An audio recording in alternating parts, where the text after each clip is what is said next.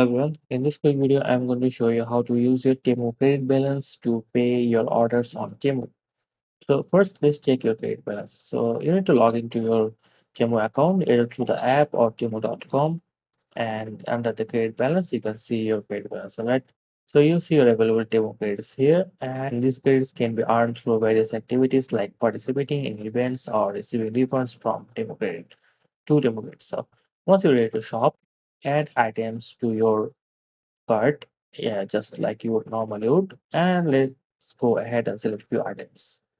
Alright, so at the checkout, Temu will automatically apply your available credits. So that's how you use a Temu credit.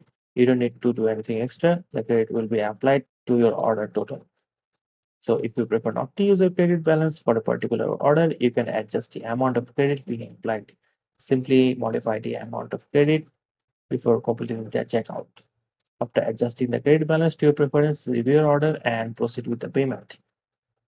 Um, Keep in mind that you cannot withdraw cash from your credit balance, and you can only use them to when you're like making a purchase. All right.